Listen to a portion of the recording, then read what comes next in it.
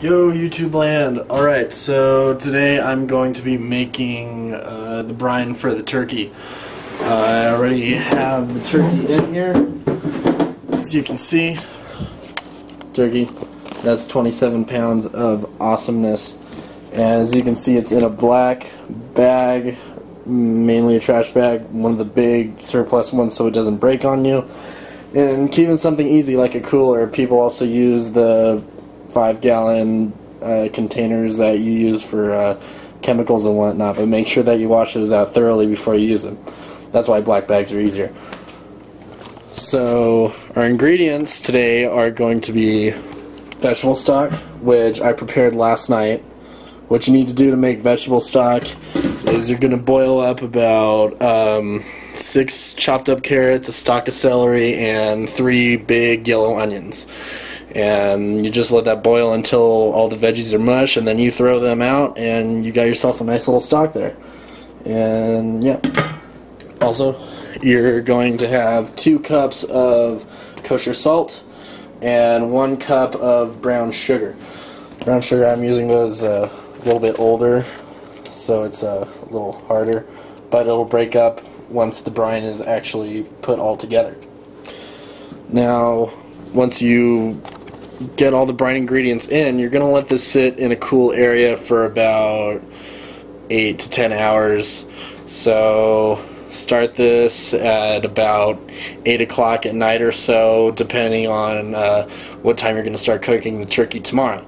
But you want to make sure this is only done the night before, or you can wake up super early in the morning, like 5 a.m. or something, and just throw it in and then go back to sleep. Alright, so let's get started.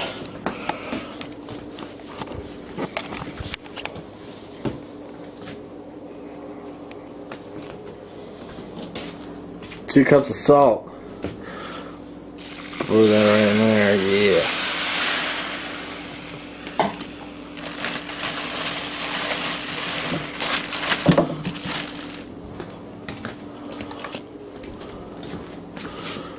Brown sugar. Bam.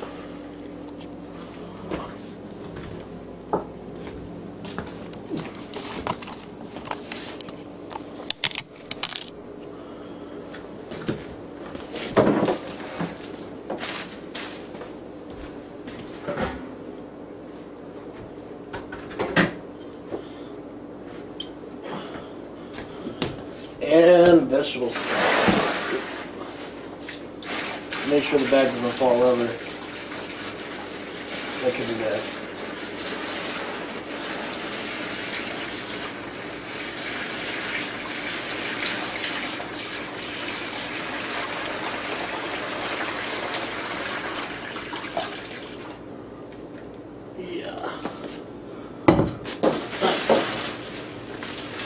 And just to make sure that the turkey is actually submerged, just put some extra water. So fill up whatever container you have your vegetable stock in and full of water, and that should even it out.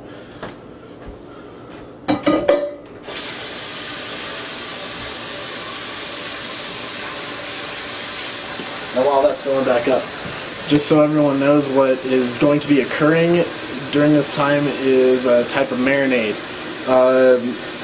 But in chemistry terms, it's going to be performing osmosis, which is the chemicals in the turkey and outside the turkey are going to shift, and it's going to take all the seasonings that you put in the brine, and it's going to put them inside the turkey.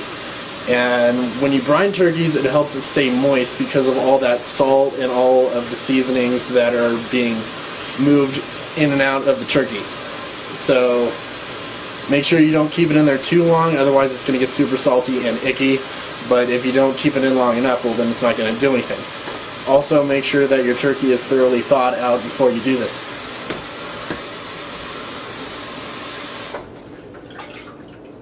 Oh, I'm dumb. I did hot water.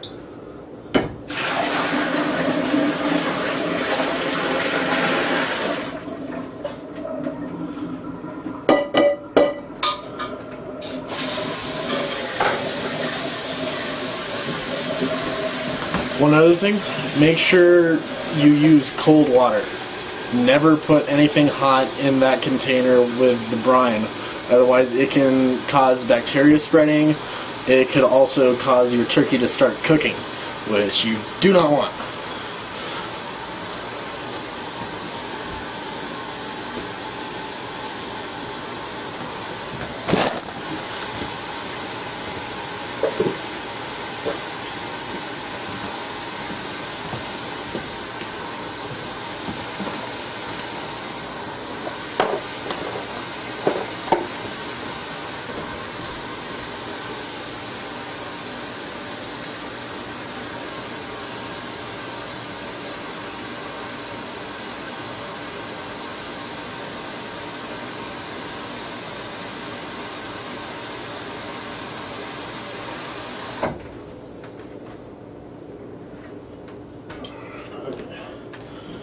Water. Cool water.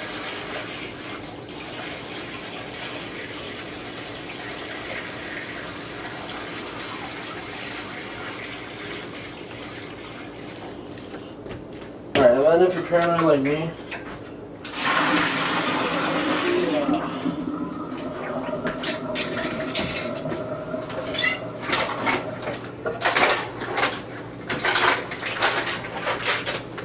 And if you're paranoid like me, you can always put extra ice in it to make sure that it stays cold. Because if there's one thing I did learn in chemistry, it's that bacteria hates cold. So you put all the ice in there, combined with the salt, the bacteria is not going to harm your turkey at all.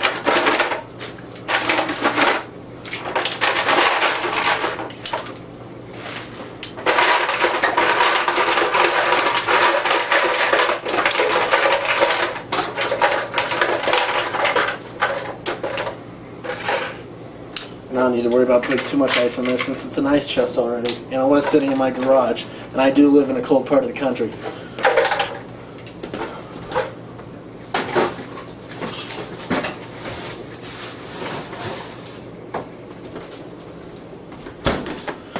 And finally, to make sure that your turkey stays submerged, you are going to seal it up nice and tight.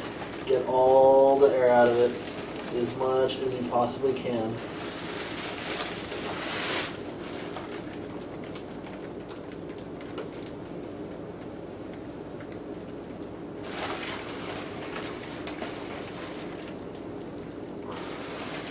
And then once you have all the air out of it, twist it up tight.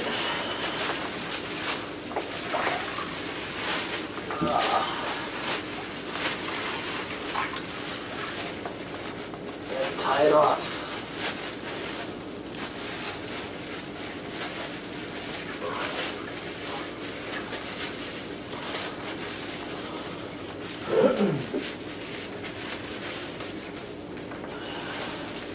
Okay.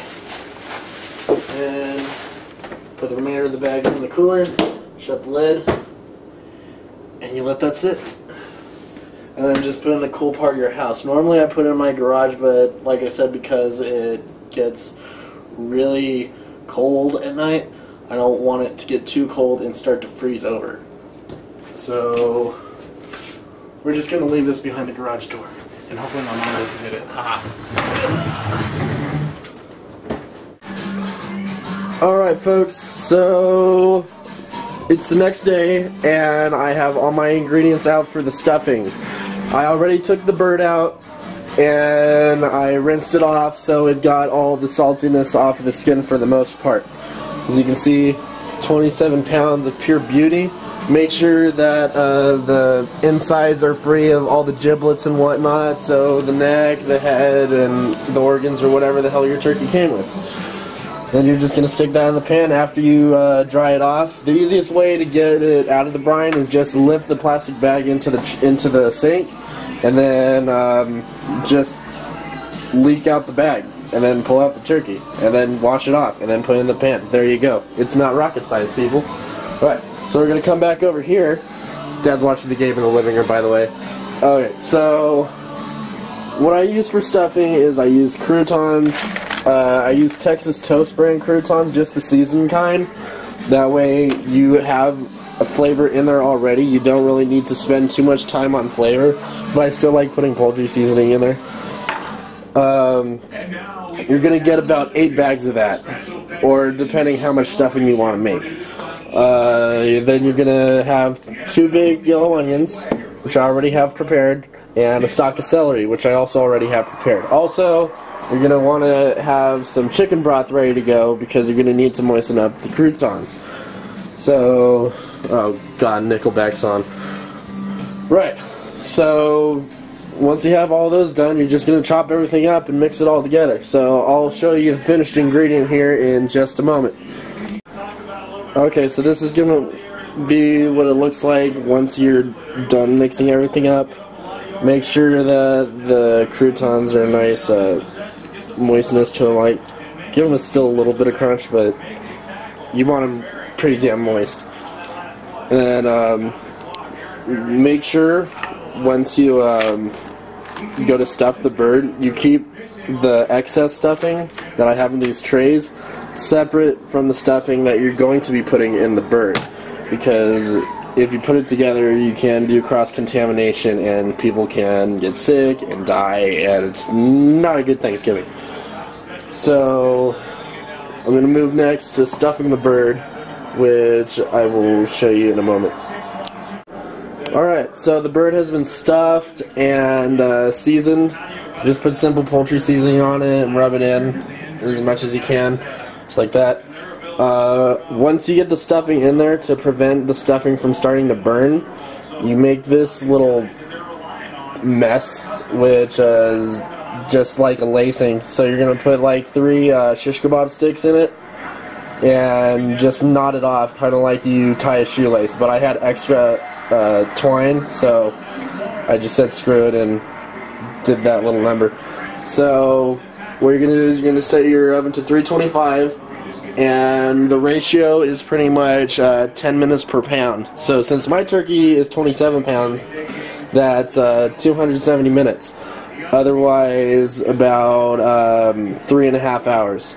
So just to be safe, we're going to cook it for 4 to make sure that's thoroughly cooked, because we don't want anyone eating undercooked poultry, because that's bad. People can die. Bad. Bad Thanksgiving.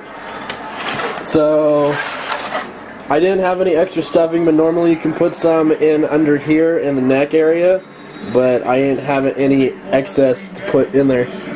So we're not going to worry about that.